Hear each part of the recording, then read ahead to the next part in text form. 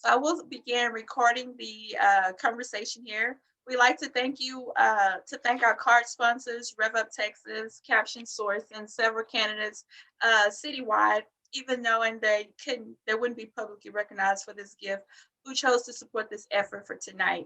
So thank you for joining the Partners in the Disability Vote this evening for the Conversation 360, the Vote in Disability. This session is being recorded and will be posted in the Disability SA website, YouTube channel, and social media platforms following tonight's conversation. We're here tonight with candidates regarding the District 9 City Council race, which will be held on Saturday, May 1st. The deadline to register to vote is Thursday, April the 1st. So make sure that you register to vote, make your voices heard. If you do not live in District 9 and would like to move to a different room, please select the leave room option and volunteers in the main room will assist you at this time. We will begin with pre-submitted questions and then entertain questions from the floor if time allows. For this district, we anticipate being able to get through 11 to 12 questions. Let me remind the candidate of the reform guidelines, which were emailed in advance, and emphasize that response directed at other candidates or in reference to other candidates will not be tolerated. You'll receive a courtesy warning that will be removed if perpetuated. Now let's get to our candidates. So candidate Mo, you'll have 2 minutes to introduce yourself, include why you're running for office and why the disability vote is important to you. Okay, I'm going to put my timer on if that's okay with you. Yes, and Ms. Carrillo will be timing as well. Okay. So are we ready to go? Yes, ma'am. Okay. Hi, I'm Erica Moe, and I am very excited to run for City Council. I've been an attorney for almost 17 years, but I've been a guardian ad litem, and during that time, I spent most of my career working with Catholic Charities in Bexar County, helping people who had physical or mental disabilities get guardianships and ensuring that they were not being exploited by someone. I was also a legal guardian for my grandmother who wasn't able to leave her bed for the last 5 years of her life, not even once.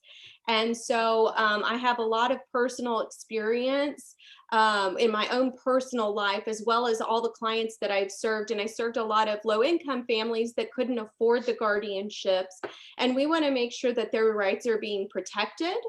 And also what I had the ability to do was see where the deficiencies were within the system. And that's across the board. I mean, within the court system, within the social services that are being provided. And I could see where those gaps were.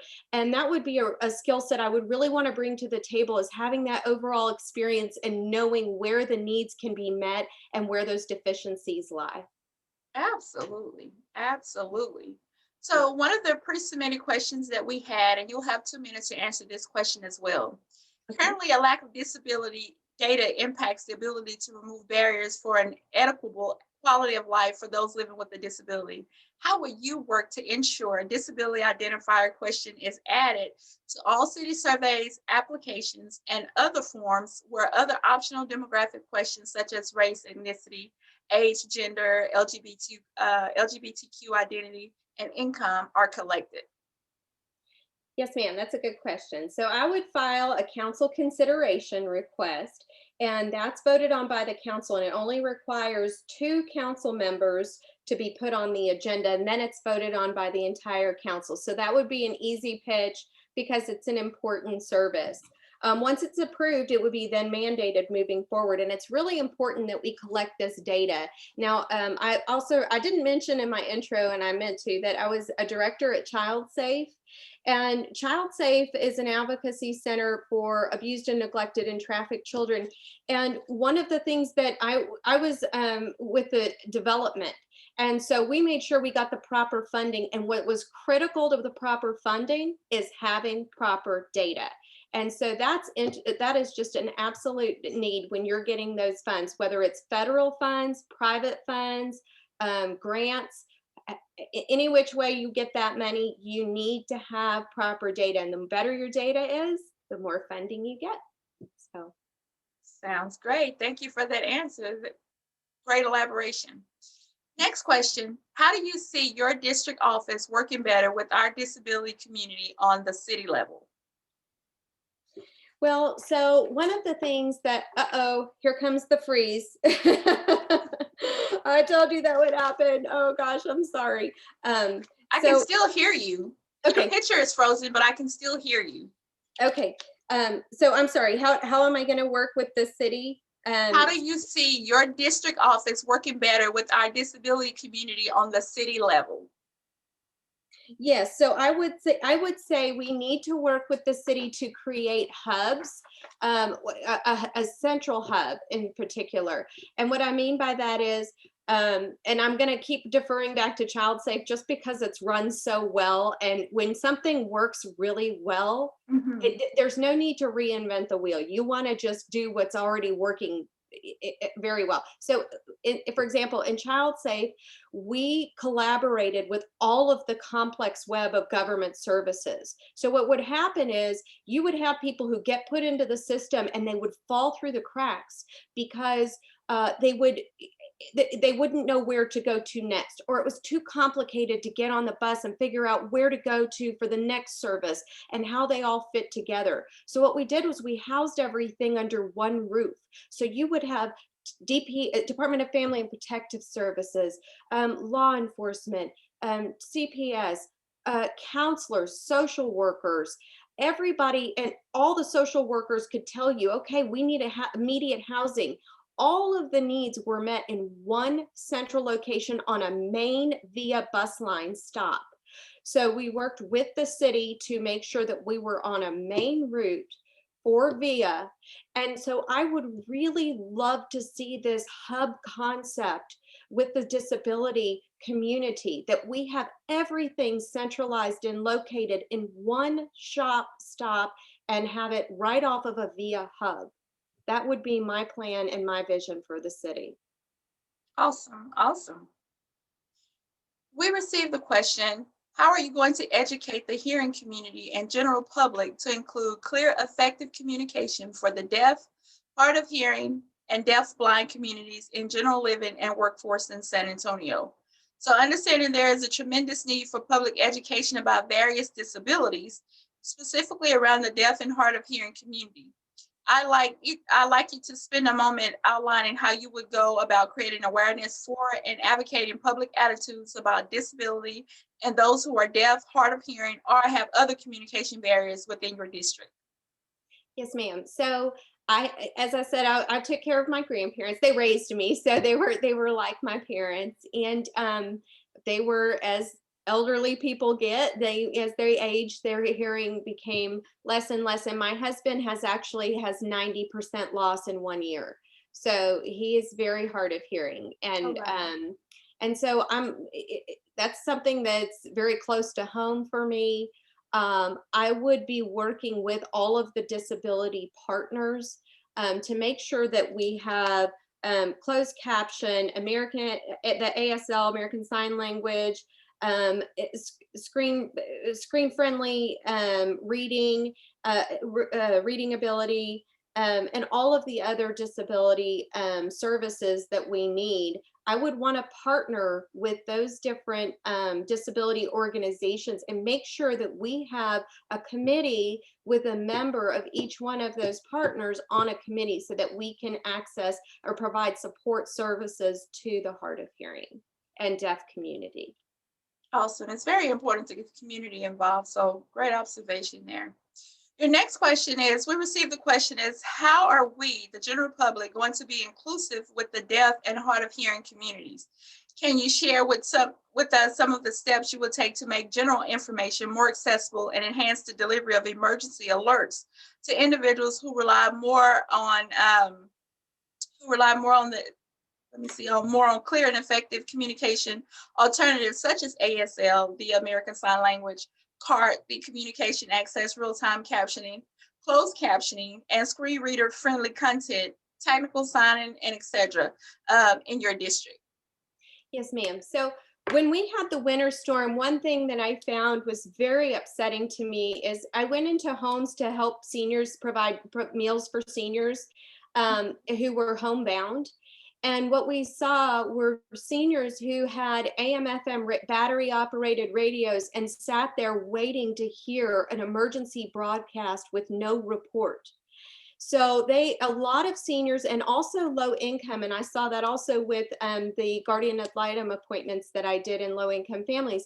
There's a digital divide there. A lot of them don't have access to, computers, Wi-Fi, smartphones, and even if they did get access, they've never used them before and they don't know how to use them. And so I just found it astonishing that we had daily updates for COVID, and no one had ever thought to put an emergency radio broadcast. So I would again fall back on this.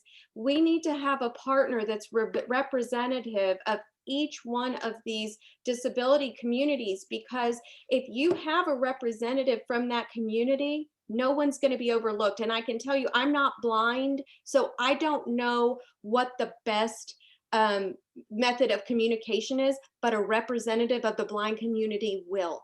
And that's why they need a seat at the table. And so I would like to make sure that we have, especially when it comes to emergency broadcast services, that we have a seat at the table for every disability community. Absolutely. No one can represent that community like someone who's involved in that community. Absolutely. Yes, ma'am. Okay, next question. How will you utilize the Disability Access Office as a resource in engaging the disability community in the planning, visioning, and enhancing in our city? So the Disability Access Office, to tell you the truth, unfortunately, I've never been there. I would love to go there. So that's step one. I want to go in there, meet everyone there, see what all the services they have, partner with them, find out this is what we need. These are the questions that people ask us that we haven't had answers to. We need a social worker that can help us with X, whatever that is, and help them fill in the blanks. And you're not going to know any better until you get your foot in the door. And so, it just hasn't come up with me in my work, but if I were to be on city council, that would be an absolute must, is getting inside and walking in the door and talking to the people who know best what the needs are. Absolutely. If elected, what are your top 3 priorities and how will people with disabilities specifically benefit from them? Well, crime and safety is one of my foremost concerns. We have the second highest property crime rate in the country, and we had a 34% increase in homicide last year. And I know this is a really hot topic for people. I have a long line of military and law enforcement in my family, and I know the serviceman's heart. If you go to the Fort Sam Houston Library, that's the Keith Campbell Library. That's my uncle, and he died saving another man. Well, many people, but the ultimate last bullet was a gentleman named Eddie Torres, and he's a dear family friend to this day. And so, we need to make sure that bad officers are held accountable, and no one hates a bad cop more than a good cop. And I can tell you because I have them in my family and my dear friends. And they're the people who run into oncoming bullets when everyone else is running out. And we need to stand up and protect them. And we can also make bad cops accountable and have swift and quick punishment for them, because that's what everyone wants. So we need common sense decisions. We also need to make sure that we're taking care of our infrastructure, which includes having walkable sidewalks and the ability for people to get around safely. We also need to make sure that we're responsible with our budget. And so those 3 things are going to be really a top priority. Well, and I can't not include this: human trafficking.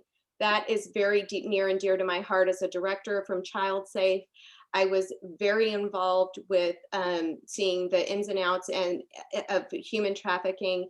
It is the greatest humanitarian crisis of our lifetime. We have to shine a light on it, and we have to expose it. And people who are going to be most vulnerable to trafficking are people with disabilities. We have to shine a light on these things. And obviously, crime and safety will benefit the disability community because it will keep them protected. Having walkable sidewalks and proper infrastructure will help our disabled community. And making sure we use the proper funds have them allocated so that the resources and our tax dollars can go towards many different areas, not just say a pet project. We want them to go Absolutely. where they need to go. Absolutely. Awesome. Awesome. Um, what steps will you take to create access for people with disabilities to share information about their needs and concerns with you and your office? Well, if you have once you get into council, you get a nice big staff that comes along with it. What I understand, District 9 has 8 staff members. So, considering what we do in our office with a fraction of that staff, I know that we can have somebody designated in that staff that can pull that information. You can put it up on the website and have resources that are available easily on the Bexar County D9 website, and then a personal district website. I know they have the main one on the bear.org, and then also you would have a personal Facebook account and a personal website. But we also, again, would need to partner with all the different people on that disability committee that we've spoken about, because how do I get that information to people who say maybe blind or blind and deaf? No one is going to be able to tell me better how I can serve that community than members of that community. So when we hear their voice, I will be able to better discern how I can serve them and get the proper information allocated. But also the hub, that will be a great resource if we have that main Via Line hub with all the resources located in a one-stop shop. Absolutely. Awesome. Awesome. Next question. Soon, disability will be an optional demographic question on the city's clerk application for city boards, commissioners, and committees. How will you go about using this information to ensure that people with disabilities are equally represented in this part of the government process for San Antonio? Yeah, so that information is going to be really helpful also for the data collection, number one. But also, we need to make sure that we're complying with all of the federal regulations for fairness and equality in the workplace. And that includes our disabled community. I had a disabled aunt, and she lived with us, our family, for until she passed away, for over 40 years. And she operated on maybe about an 8-year-old level. And so it was really awesome to see her get a job at the church and work that job. And I saw the joy that it brought into her life and how it was so fulfilling and rewarding. And, there are many different ways you can partner with all of the big players in town. HEB, Valero. We have a lot of wonderful community partners in this town, Whataburger, and they love to help. And I would want to partner with a lot of these big players in town and make sure that they're also fulfilling their civic duty to include disability employment numbers. Awesome. Awesome. We'll talk a little bit about housing infrastructure and building development. What steps would you take to create a system of long-term services and supports that sustain the rights of San Antonio residents with disabilities to live in their homes within the community? Yeah, so when we're talking about staying in the homes now, are you talking about, do you mind if I clarify the question? No, that's fine. What Okay. steps what steps would you take to create a system of long-term services and supports that sustains the rights of San Antonio residents with disabilities to live in their homes within the community? Okay, that is a great question. I'm going to fall back on my grandmother, who didn't leave her bed for 5 years. She stayed in her home, and that was really, really important to her. And Mhm. it didn't really make everybody in my family too happy because it cost a lot of money. And basically everything she had was, but it was her money, and that's what she wanted with her life. And people want to stay in their home. We need to make them accessible. So I think it would be really good to partner with the different agencies, and you need to partner. The city needs to partner with nonprofits and religious organizations, because nonprofits and religious organizations are going to be able to pull private and federal funds and church funds and people that are not taxpayer dollars. There is a ton of money out there and resources, and people who want to allocate those resources, they just need to know who to partner with.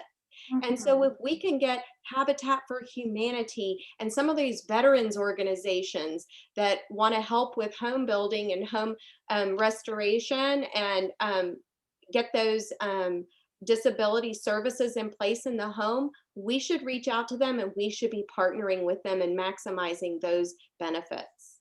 Mhm. Most elderly individuals, independence is the independence becomes the name of the game. No one wants to leave their home. Everyone wants to stay at home until the last minute, and so Yep. that is a really big thing. Just like you're working, and once you get older and things like that, you're not going to want to leave your home until the last minute, you know. And that's just one of those things. So taking those steps to ensure that they can stay in their home, and their wishes are granted, especially if it's their money. So I can imagine not a lot of people were happy, but in that case, I'm pretty sure that your grandmother was. So yeah, that's a huge thing right now, a huge issue. Yes, With ma'am. employment, with in regards to employment, with 13.2% of San Antonians living with a disability, what targeted efforts would you put into place to ensure there is equitable access to the workforce development programs that are helping to elevate the education and skill sets of our residents for greater levels of employment? Yes, so this would be putting a work in the central hub that I keep referring to, and going off of that main via line, having a section of that main hub focused on workforce and workforce skills, because there are a lot of skills that can be used that I'm not, wouldn't have the ability, but you've got people who do have those resources. And we saw that when I was doing ad litem appointments. For example, you had services in some of these schools where they would, after your school, you graduated from high school, there were workforce training programs for children with autism or children with development disabilities so that they could train them to do different types of services, work in the grocery store, work in a hotel. If it was somebody who had a lot of difficulty interacting with other people, they had ways for them to say work in the hotel and fold towels and work in the laundry room where they wouldn't have to have that personal interaction that would be upsetting to them. And so there's a lot of different ways that we can partner with these organizations that are already really skilled in creating those workforce skill sets, and we should just tap into those and incorporate them into our central hub. Nice, nice. Will there be additional funding for the city of San Antonio to offer more services such as addressing training and competency of mental health care providers in order to accommodate individuals with a variety of disabilities in their program? I'm sorry. So are there the funds now? Is that what the Will there question? be, if you're elected into Oh, office, will there be additional funding for the city of San Antonio to offer more services such as addressing training and competency of mental health care providers in order to accommodate individuals with a variety of disabilities in their programs? yes, I can tell you that I was absolutely astonished that the city council voted to eliminate our mental health crisis unit. It was so jarring and so upsetting to me because I've been so involved in the probate court system.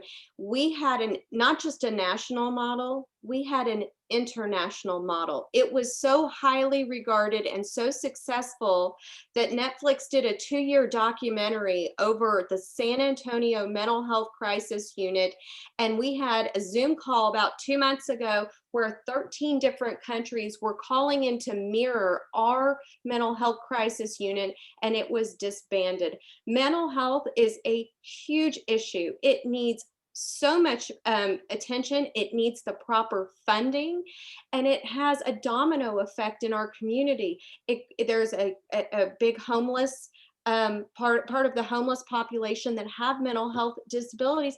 If we could capture people who needed those help, I don't mean capture. We could, if we could, you know what I'm saying. If we could get the people that had those disabilities, if we could tap into what it is that they are needing and get them the resources for them. If we could get the social services that they need and get them the tools, put the tools in their toolkit so that they can have an independent life, I I, I think it benefits the whole community. And it is just a huge, huge void in our system. When I was talking about working through the probate system and seeing the big gaps, mental health is a massive gap. Mhm. Mhm. And a big thing there, even though there's a lot of resources available, the will to do and for that person to maintain and sustain in that program that you put them in or get them there actually in that program, it's a huge push as well. So it's kind of an uphill battle, something that's not going anywhere, but just like you said, it does need, massive attention right now. Our next question is, what do you see as the major factors preventing members of the disability community from achieving economic resiliency? And what actions, if any, would you take to improve economic outcomes for members of the disability community? For them to receive economic independence, they're going, Yes, I'll yes, they, repeat. I'll I'm sorry. repeat it. What do you see is as the major factor preventing members of the disability community from achieving economic resiliency? And what actions, if any, would you take to improve economic outcomes for members of the disability community? So they're going to need to know where to turn to. That's going to be step one. If you don't know where the resources lie, then you can't tap into them. And so we want to focus on that central hub.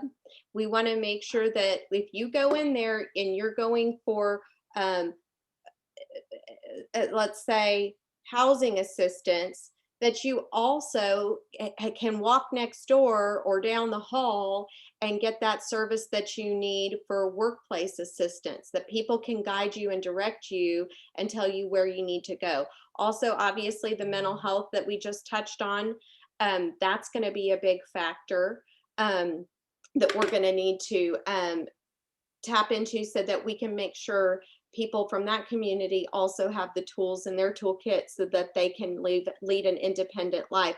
And ultimately, most people who have a disability, whether it's mental or physical, as we touched on earlier, they want that independent life. And when you provide it for them, like we saw with my aunt and the joy that she received from working in the church all those years, there are ways to provide employment. And the another program is, I don't know if you're familiar with Kinetic Kids. Are I've you heard of familiar? it. Uh-huh. Okay, they are amazing. Um, I have a friend on the board there and went to their fundraiser, and they had someone who talked about how Kinetic Kids got them on the right track in their life. They helped them. They had physical and mental disabilities. They're leading a fruitful life. This was an amazing nonprofit. So this is somebody you would want to partner with. The nonprofits in town, the government services in town, the religious organizations, the big community partners, the big businesses in town, and make sure we're all on the same page and tapping into all the resources available. Absolutely. We'll talk about the digital divide. How would you implement software training such as that offered by Senior Planet to people living with disabilities? So there has been funding that has been set aside, I know, within our community, within our city, from federal funding all the way down to help eliminate the digital divide. Um, it's really important that those individuals that have the digital divide get access. So I think we need to have training programs, and like I said mentioned earlier, uh, those. I'm so sorry. There's a that's High commodity right now. it's my daughter, and I don't know how to turn it off. I'm so sorry. She's calling me. I'm sorry. Um, so yes, the digital divide. It's really important. So I think we need to have training resources, and we need to not have them just in the one spot. I think it would be important for us to spread that out through the districts, because if you have seniors that are it's hard for them to get around. it would be imperative for you to have it where it's close by and it's not so difficult for them to get over to get to that training. And Absolutely. they're opening a new senior center in D9, and I think it would be amazing to have we just growing up with my grandparents, I can tell you there is a huge digital divide with the senior population. So that would be a great group of people to have that training available in the new senior center. Awesome, awesome. And more people, more seniors understand technology than we anticipate or what we're aware of, because it's kind of one of those things where you have to keep up. And a lot of them are, they're wanting to, like individuals in assisted living, they have cell phones. They're, they're able to make those calls. And once they're placed in an assisted living facility, then the families are bringing in iPads so they can chat. They're bringing in a cell phone so that they can chat. So they're bringing them up to par for technology. So I think it would be a great thing as well. Yeah. Next question: what experience do you have with accessible technology? With accessible technology, Accessible technology. I I I can't say that accessible for the disabled. Yes. Yeah, well, so the only thing I can say is what I had for my grandmother, and that was, as you were talking about the iPad and the phones for the seniors who were bedbound. My grandmother is bedbound, so I was able to get enlarged fonts for her technology devices. But I would want to partner with the disabled community and have those members at the table so I could hear what the challenges that they're facing, be aware of them, and then be able to address those needs as they are able to tell me what they are. Okay. In regards to healthcare, what partner resources, as well as demographic and geographic considerations, will you utilize in working with Metro Health and other providers to plan distribution sites and efforts to reach those facing the greatest barriers for accessing the vaccines? Oh boy, the vaccine. That was very frustrating for me. We had a bunch of line jumpers. And so it was really upsetting when we had this over 65 population that was at the highest risk. And found so many people that were younger that were getting those vaccines. We also had a digital divide with the seniors that I know some of them had the ability to sign up, but others who didn't.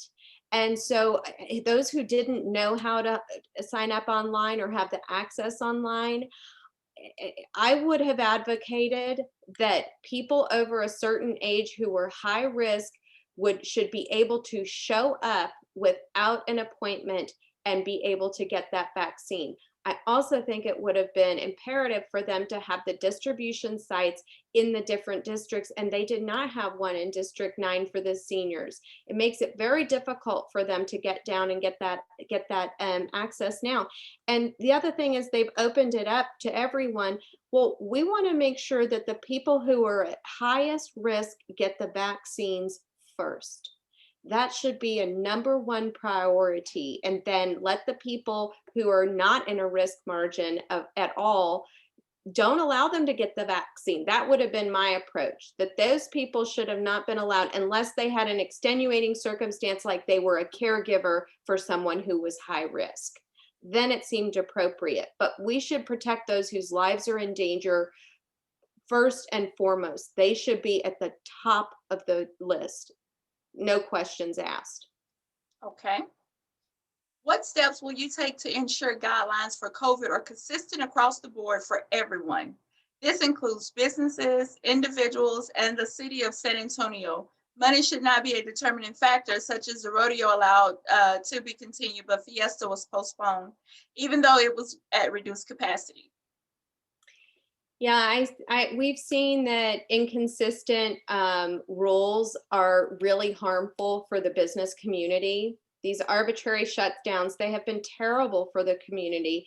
And so as I've been block walking and talking to business owners and restaurant owners and people in the community, we've seen firsthand how this has destroyed businesses. And there are other factors that we need to take into consideration. So for example, I talked to a business owner who was a CPA, and they were in a mall, and the bulk of their business were people who worked and came in after hours, and they would file their taxes between 6 and 9 p.m. Well, the mall had a substantially smaller population between the hours of 6 and 9 p.m., but yet they forced that business to close during that time. The mall didn't want to close, the city made them close, and it exhausted their entire life savings. So we have to take into consideration, when you make decisions that harm the community and could potentially put them out of their homes and bankrupt them, there are other considerations. So if it's not in the best interest of the community and they're taking the proper safety precautions, if they're social distancing and wearing the mask and doing all of these things, then we need to be looking at it from a common sense perspective and making sure that, if they're following the protocols, then we should be working with businesses to keep them open and functioning. And the same with the schools. Mhm. Children need to be in schools. The children that are trapped in these schools, or that are trapped in abusive homes and don't have access to nutrition and food. We have been told by the CDC and the American Association of Pediatrics for a long time that those children need to be back in school. Yeah, that's been a huge thing across the board. Domestic violence and things of that nature. It's kind of skyrocketed right now. So, I mean, everyone is under a lot of stress, people losing their jobs, COVID, kids at home, so it's just a lot going on in those homes. Yes. Next question. What are your plans to improve health equity and minimize health disparities for the disability community? Health equity? I'm sorry. Uh-huh. And So minim go ahead. oh, and minimize health disparities for the disability community.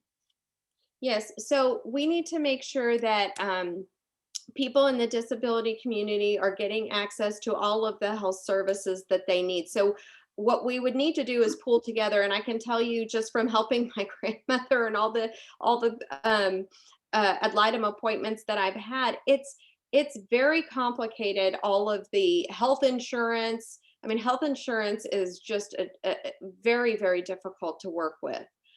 So we need people who are specialized in those fields that understand how complicated it is. And once you get somebody who's really an expert in that area, for example, somebody who's really just specializes in Medicare or Medicaid. I mean, I went to a continuing education 2 years ago, a CLE for our law practice, and we had 1,200 pages of HIPAA updates and Medicare and Medicaid updates in 2 days that we had received from the last legislative session.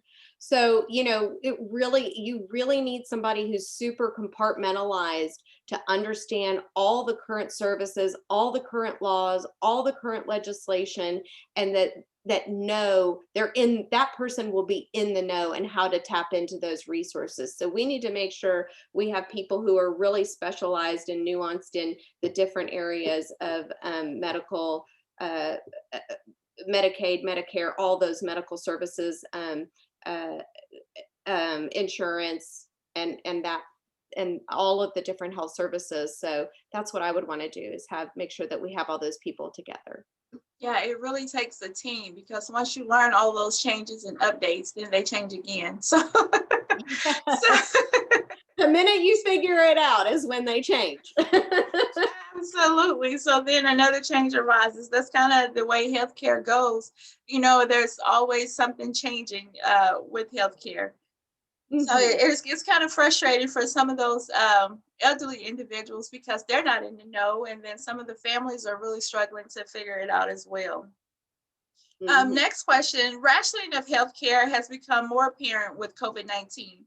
Do you support non-discriminatory crisis standards of care protecting the rights of people with disabilities and older Texas to appropriate healthcare services? Yes, I think that people who are the most in need should get the first care. So, like we were talking about with the vaccine, the people who are most vulnerable, I think everybody can agree it makes sense for those who are the most in need to get the services first. and then everybody else follow in an appropriate hierarchy. Uh-huh. When the You know, vaccines like how began, the I'm sorry, go ahead. no, go ahead. I'm sorry. I I was just thought you were saying, done. kind of how I'm sorry, kind of how they tiered down with the vaccine. The problem with the vaccine is they weren't enforcing it. They weren't asking for you to show, okay, let me see that you have diabetes or whatever it is that would put you in, say, tier one. They weren't verifying that data, and that's how we ended up with the line jumpers. So I would say you would need to verify. Verify more. I think that's a great observation as well. When the vaccines begin to arrive in regular intervals, what will you do to ensure individuals living with disability in our community have equitable access and reasonable opportunities for receiving the vaccines? I would fall back to that verification comment and say we want to verify that the people who are um, at the top tier of the tier system really are qualified to be in that tier and through verified medical documentation. And that way we don't have people jumping the line. And then, I've had two friends whose parents died in COVID. It's close to home, and they should have been in the tier one. And people jumped the line ahead of them, and their lives could have been saved.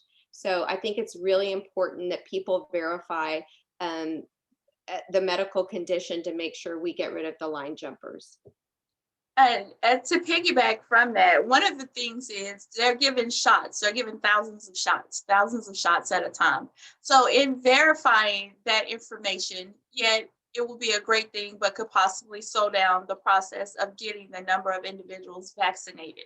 So what would you propose to expedite that process with your inclusion of verifying the process? How would you go about, what would you do to expedite that process of verifying, or yeah, I guess what would you do to expedite that process to keep things moving and to still be able to verify that yes, this person has diabetes, yes, this person needs to be vaccinated at this time?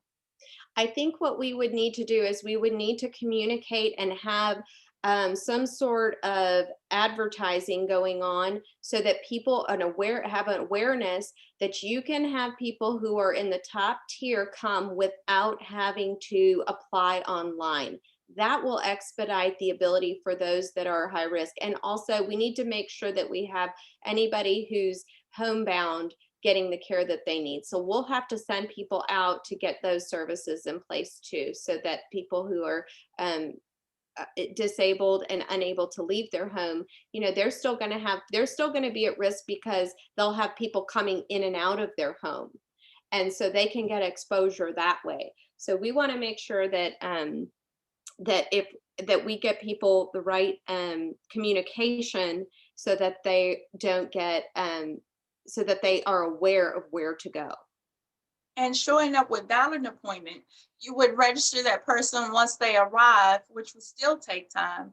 But I guess it's kind of just an uphill process. The more people you have, I guess, on board, would kind of the bigger the staff for that project. Maybe that would help, but still, if they came without registering, you still would have to take time to register for that person. And this goes back to what you said with the demographics, accountability, making sure that everyone is accounted for and things of that nature. So I, I'm not sure. I think that what you're saying is awesome, and I think that it's trial and error. This is very new. COVID-19 has really shocked the world, not just San Antonio or it's just the world. So in trying to get everyone vaccinated, because everyone is running. Once they open up the slots for everyone to get vaccinated, they fill up within moments. For people trying to get in, they're afraid of what the news is saying. If you don't get the shot, then this can happen, and this many people died today, and things of that nature. So with the elderly and individuals with disabilities having that digital divide, if they're showing up for that appointment, what would be the process to get them registered for that appointment if you couldn't understand them, or if they didn't have an interpreter or something of that nature? Well, I think you would obviously have to have those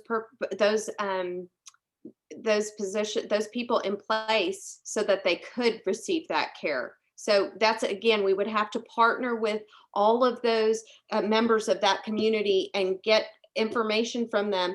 How do we get the support services that we need? What is going to be the language barrier, or the different difficulties that this disability community is going to have? How can we help? What can we do, put in place? And then you would have to have a check-in. uh, I suppose you'd have to have a check-in to do that. But if you just allow people to come that are in that tier 1 high risk, I think that would be really important, because um, to force a senior to have to, or someone who had difficulty registering online, to have them make that extra step of having to go to a different place, like get on a bus, go to the library, go register, then go back home. What it does is it puts a barrier in place that's going to prevent them from going to get the vaccine altogether. If you can say, look, just come on down, we'll take care of you. It might take a while. I think it makes more sense to have it take longer than to put the barrier in place that will prevent them from going at all. Yes, that is a huge deterrent for individuals that are trying to receive assistance. That's been a big thing, that is so much pressure once they get there. Are so many questions for those that can't read, those that don't understand, or something like that. It's such a hassle that some of them just turn around. So that is a huge deterrent. We'll take another question. This one will be about socialization, arts, and culture. What policies would your administration advance to improve access for those living with a disability in San Antonio? So I think there are some wonderful organizations in town. Art Pace, the new museum, all the different museums. Um, and also, there's a huge untapped resource at UTSA. So I would want to partner with all the different arts communities in the Southwest Art Institute. I know that they were integral in putting UTSA and the Art Institute were integral in helping Child Safe develop their arts program for all the children and families that go there. So you always want to partner with all the excuse me, I'm getting tongue tied with all the community partners, and tap into all the resources that we have in our community. San Antonio is rich with arts and culture here.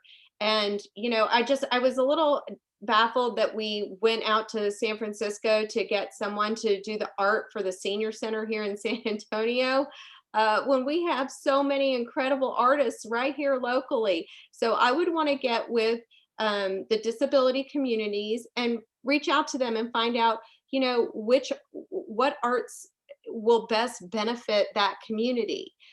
There was an organization called Hands On that my husband used to be a board member of, and they were blind, deaf, and mute. And there were these ladies that ran it, and they were amazing. And they had different tactile objects that they used to play with the children with. And so they, if you partnered with somebody like that, those ladies are really going to know, okay, this is what stimulates the child and brings them joy. I'm not going to know, but that lady who runs that organization, she's going to know. And so I would love to partner with people like that and find out what really brings the arts home to that community. Awesome, awesome. Do you think something more should have been done to educate the community about ADA accommodations for wearing masks, as well as the communication barriers that mask cause for a number of individuals with disabilities in our community? If yes, what will you do differently during the next emergency response to ensure people with disabilities aren't inadvertently harmed? Yes, so I would fall back onto when I walked in and saw the elderly couple with their battery operated radio waiting to hear word and never receiving an emergency response. Here they were freezing, their home was hovering at 40 degrees, and all they had to do was walk across the street to the neighbor who had lights on. They didn't understand that their life was in danger. They didn't know. And people froze to death. And it was astonishing to me that there wasn't a single emergency radio broadcast, and that there is a large population of people that still get their information that way. So we will need to partner with all the different communities, all of the different disability communities, find out the best means of getting that emergency information to that community and make sure that we are having them on an emergency task force. They need an emergency task force, not filled with city council members. They need the task force for emergency services filled with people from the different parts of the community that are being affected by it.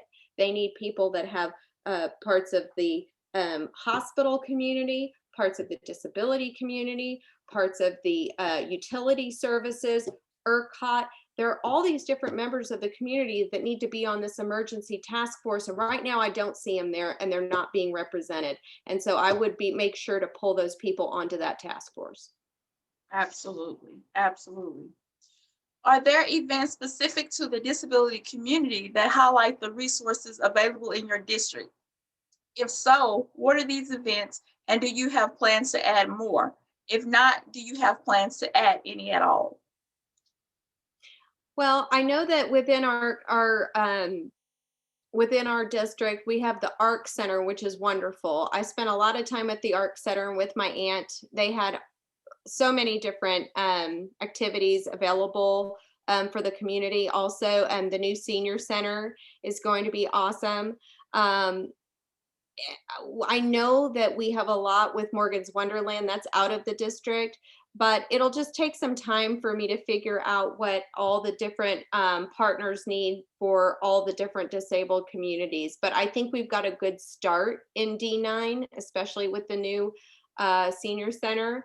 But I would again keep reaching out to these communities and have a have a committee rather staffed with all the different community partners.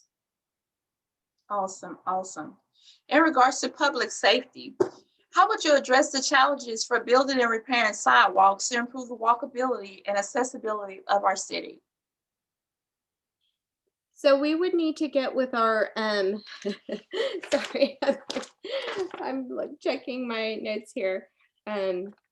Yes, we would need to get with our city infrastructure and division, and we would need to make sure that we have surveys done around the community. We also need to work with our neighborhood associations and get people to give us input, because the community is going to have to help us identify. I mean, we can do surveys and we can have the people who are responsible for infrastructure in the city going out and reporting back, but we really need to involve the community as well. So we need to have an area on the website so that people have a place to give their feedback and list their safety concerns so that they can be addressed, and make sure that we're repairing the property and we're doing it properly, so it's not just putting a Band-Aid on the broken sidewalk. We're really repairing it. Awesome. How do you plan to interject consideration of residents living with physical, intellectual, sensory, or mental health disabilities, which need to be addressed as the city works to negotiate updated policies and practices around policy in our community? I'm sorry. I'm so sorry. I was looking. Can you repeat the question again? Yes. How do you plan to interject considerations of residents living with physical, intellectual, sensory, or mental health disabilities, which need to be addressed as the city works to negotiate updated policies and practices around policy in our community?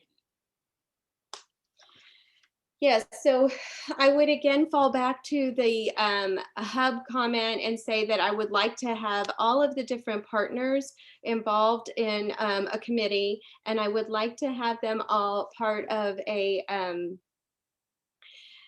have them have the ability to go to a community hub where we have a hub office where all of the services are being distributed, and where all of the needs of the different community members their information can be gathered. Okay. What steps will you take to ensure additional services are provided when someone with disabilities is arrested, to include mental health, support advocate assignments, or ongoing communications with the family. Okay. What question are we on? I'm sorry. This is under public safety. Okay. Okay. I'm sorry. This one is, what steps would you take to ensure additional services are provided when someone with disabilities is arrested, to include mental health, and that would be things such as support advocate assignments or ongoing communication with the family? What steps would you take? What additional services would you provide to those individuals? So what I would want to do is I would definitely want to re-implement that the mental health crisis unit that was disbanded, because we talked about earlier, that was an international model, not just a national model. It was successful. They were able to de-escalate. They were able to provide resources for the family. It was so successful, and I think if something is working really well, it only makes sense that we use that. And so that would be the first thing I would advocate for, is to put that mental health crisis unit back in place. Anything else, or would that be just starting there? Yes, I would start there, and then of course I would tap into all the city resources that are available for the mental health division, and I would make sure that we were using every bit of our resources that we had. Awesome. How would you prioritize funding for complete streets, including bike lanes and fully accessible sidewalks? So we would need to make sure that we were looking at our funding, and that we were allocating our budget and being responsible with our budget. And the first thing we would need to do is trim the waste and the fat. And so by that, I mean wasteful spending in programs that aren't working. So we would need to do an audit on a lot of the programs that are failed and not working, and then stop wasting that money and make sure that we're allocating it properly to the resources that do need that funding. So it would really be a budget audit. Okay.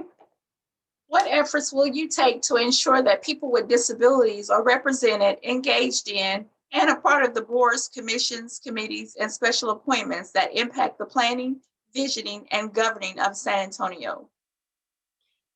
So I would want to create a committee that has representatives of all the different disability communities on the committee, and make sure that they were all being represented fairly and equally on that committee. And so we could hear their voices and tap into what it is their needs truly are. Okay. How would your office support those with disabilities in your district? Our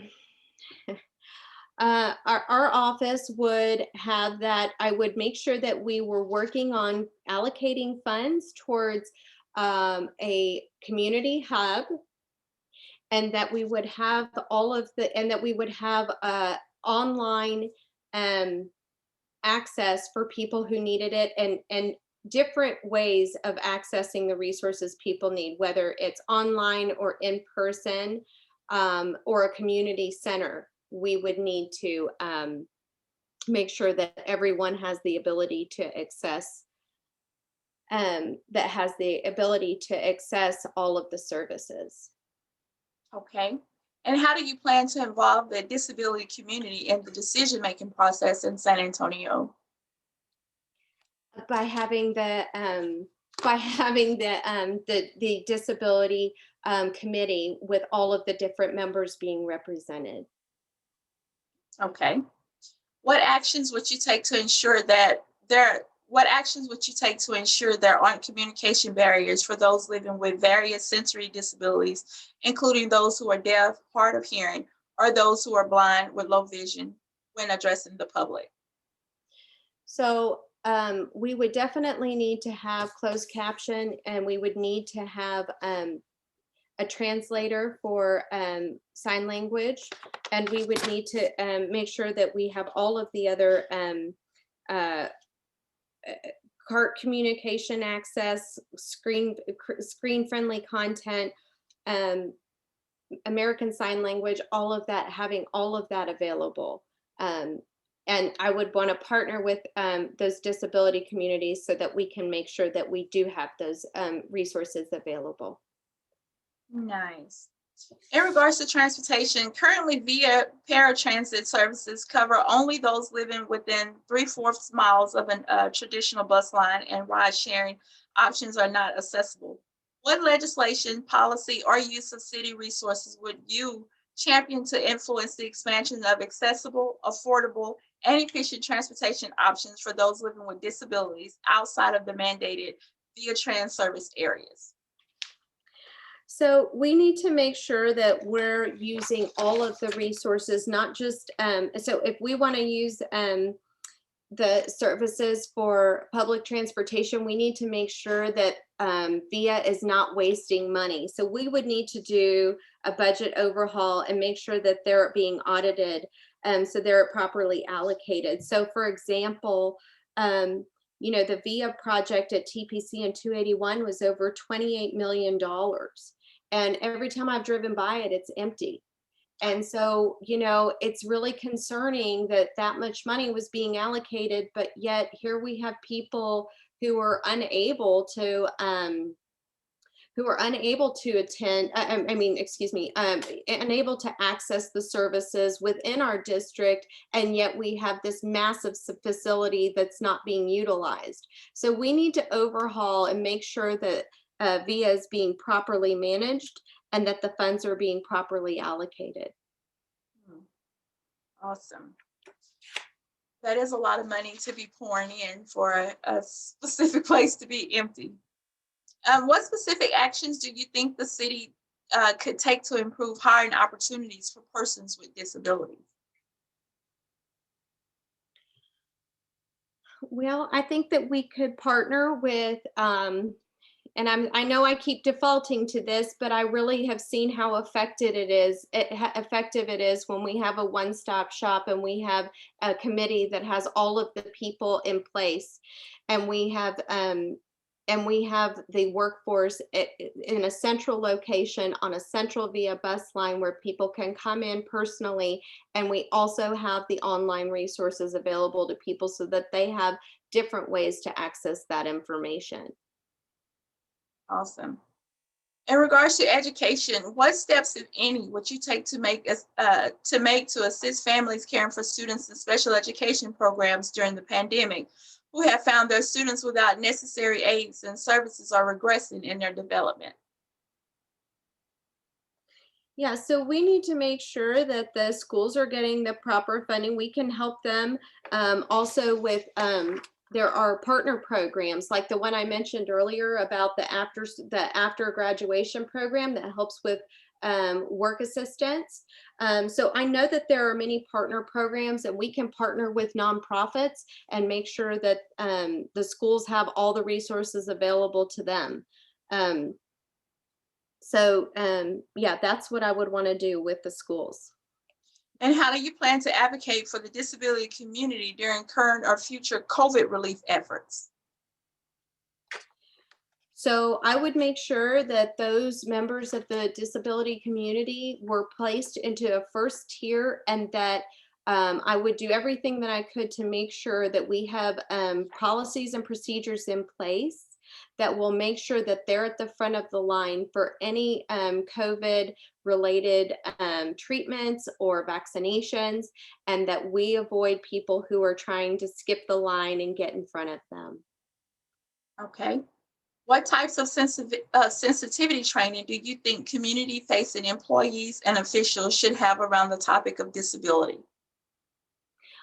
I think it's imperative that it's incorporated into the training program. I mean, because people need to know the challenges that their colleagues are facing in the work environment. I also think that we need to make sure that they're up to speed on what all of the current ADA regulations are, and equity training is really important within the workplace. I mean, it's been in every workplace I've ever been in, and it certainly should be applicable in the city. Awesome. That's all the questions that I will ask. I will give you a moment to make final remarks if you would like to do so, and then I will open up the panel to take questions if anyone has any questions.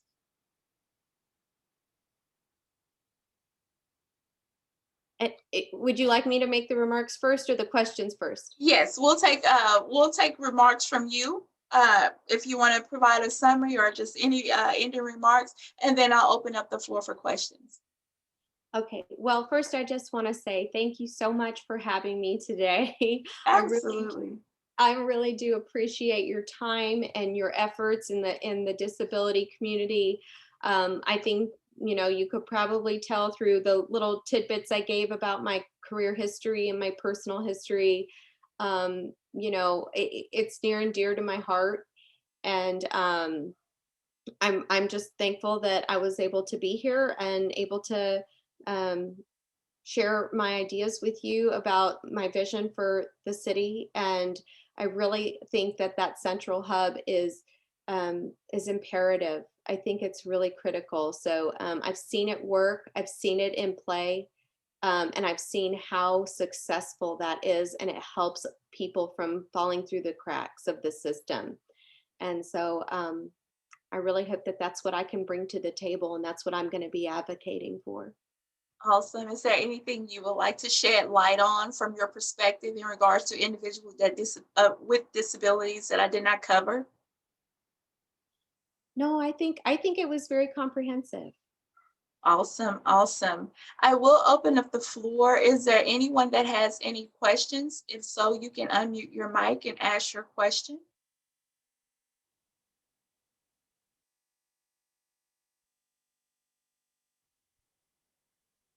I think that must mean that you've done a really great job in answering all the questions.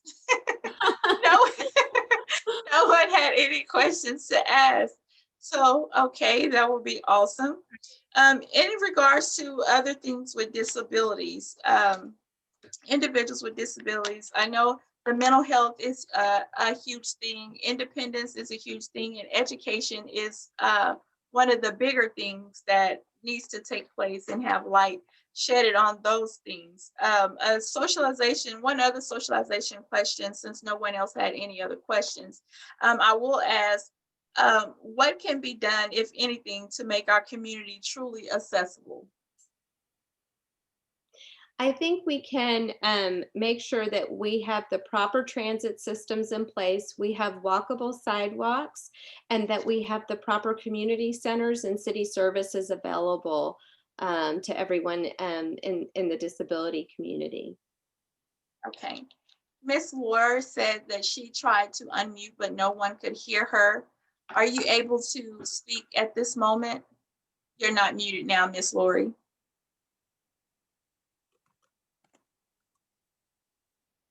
Yes, if you could type in your question there, then we will address it since we can't hear you. So she does have a question for you. Okay. So that's awesome. You're welcome. We'll let her type her question in there. I'm looking in the chat. Uh-huh. I think a hub will be a great thing. I'm a fan of that. If it isn't broke, don't fix it as well. Don't fix it as well. Well, yeah, I mean, if anytime I see something that works, I mean, we want to mirror it. It's the same reason that those other countries were calling to try and find out about how our mental health crisis unit was working so well. They said, hey, if it's working, let's do it. And so, yeah. One thing while she's typing that in, there are more and more people with IDD in jail as a result of lack of funding and services to handle mental health issues of childhood trauma, behavioral issues, and a wide array of special needs. Many individuals are deemed incompetent to stand trial as a result of their disability, and this keeps them trapped in the legal system indefinitely until they can prove competence, which will be difficult for someone with developmental delays. There are also a variety of special circumstances that arise for those who have communication barriers due to their disability. As the city works to evaluate the role of policy in our community, what recommendations would you make to ensure people with disabilities are getting the appropriate levels of care, support, and reform at this point of entry into the criminal justice system? Well, so that would have to, you would have to partner with the Bear County court system also to make sure that they're getting the proper, that they're getting the fair treatment that they need. But what I would also add to that is to say, really what we need to do is be looking at children at their root when they're really, the problem is developing, because children who are traumatized, much of those developmental delays are as a direct result of the trauma that they endured, if it's really intense trauma. So, for example, the CDC says um, a child who does not get that early trauma intervention when they have intense trauma, that it costs the taxpayers roughly $850,000 per child.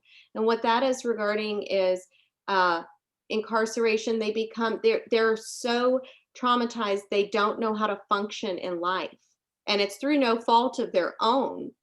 Um, but they become dependent on drugs and alcohol. They suffer from mental illness. They become dependent on the system, in and out of incarceration. And what we found with Child Safe is, if you get someone who is getting early intervention, not only are they able to cope with their life, obtain gainful employment, have a happy and productive life, it's roughly $850 a child. And that's not the taxpayer money. This is, well, some of it is, it's some federal funding, a lot of it's private funding and grants. But the societal cost is immeasurable. You can't measure that. And so I think early intervention is really critical in shining a light and educating the public on what we need to be doing to get that early intervention and how it affects our community in a really meaningful way. Absolutely, absolutely. Miss Lori wants to know, how will you support the deaf and hard of hearing communities with respect to deaf having their primary mode of American Sign Language? That's an awesome So question. that is a great question. I would want to make sure that the city is partnered with several accredited signers. And I would want to make sure that you have more than one, obviously, because you need a fallback in case somebody can't be there. But we want to make sure that all the city services are being communicated so that everyone has access to that information. Just like we were talking about with the AM/FM radio, hard of hearing, people who are to have a digital divide or low income or whatever your barrier is, we want to make sure that they're still included and that they're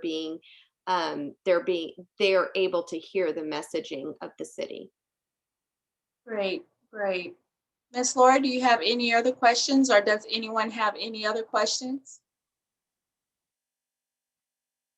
She says, thank you.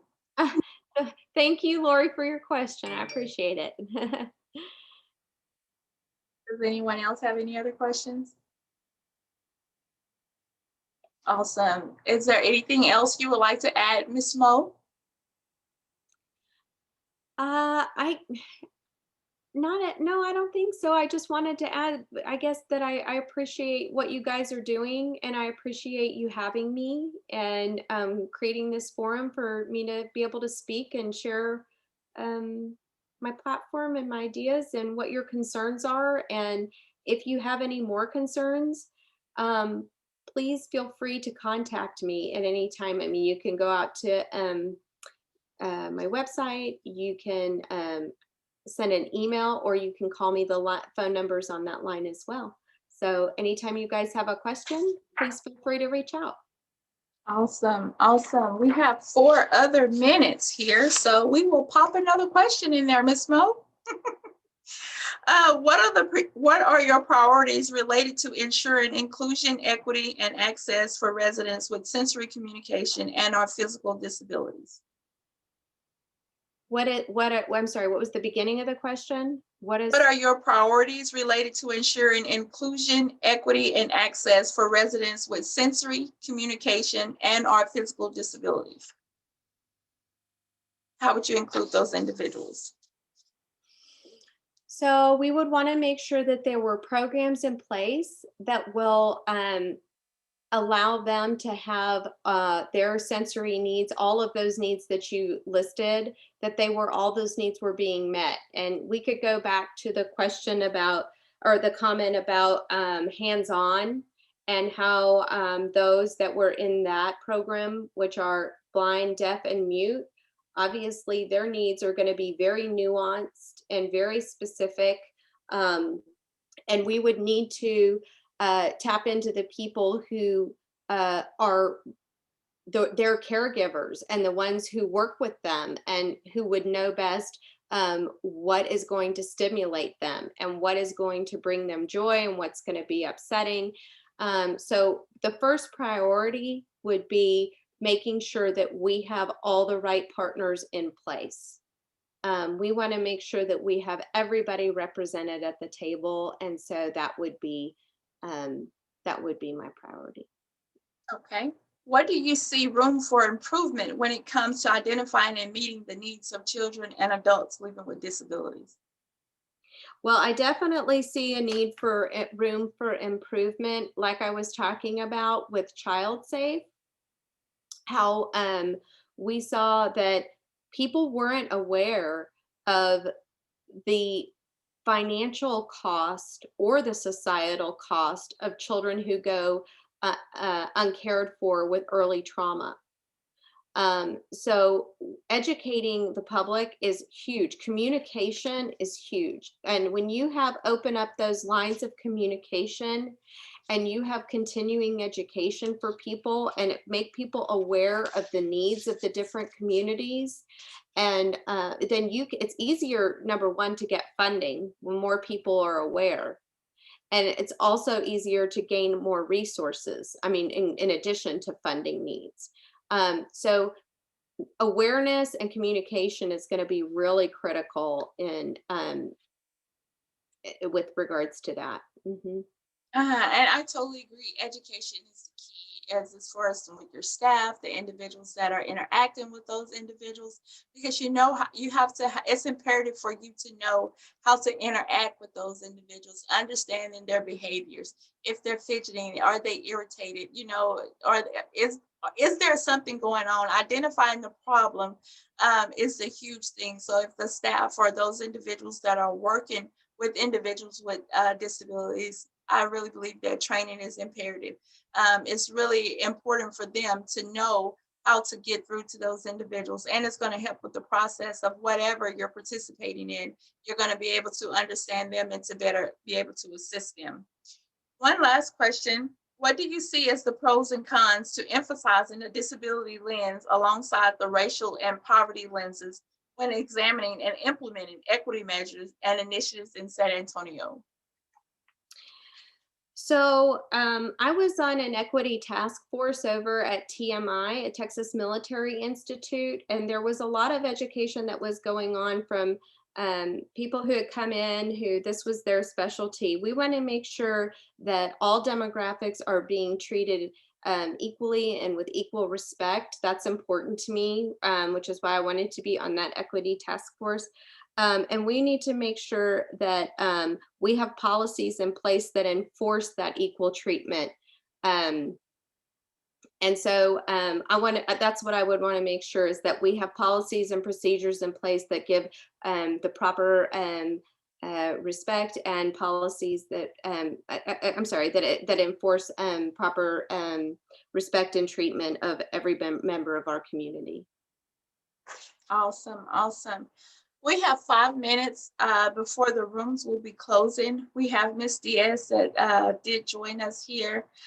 We are almost wrapped up here. We want to thank you, Miss Erica Moe, for coming in and elaborating, sharing your point of views and things that you would do if you were brought into office for those individuals with disabilities. Thank you for your time. Thank you for your patience. Thank you to everyone that joined us today to listen to those views. This viewing is being recorded. The link will be shared out to individuals who would like to go back and see things or catch things that you missed or to see things that were in the chat. So we're going to go ahead and close. I'm Jacqueline Smith. I hope that you all have enjoyed this session and everyone have a blessed evening. Thank you, and same to you. You're welcome.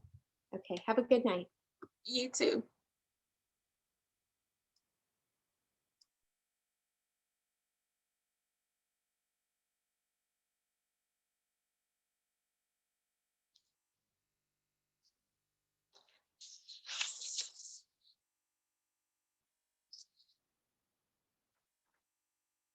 Okay, Miss V, you and I, Miss Amy, you and I are the only ones here. So I'm going to go back and look to see about closing the chats and everything up. And I hope everyone enjoyed the presentation.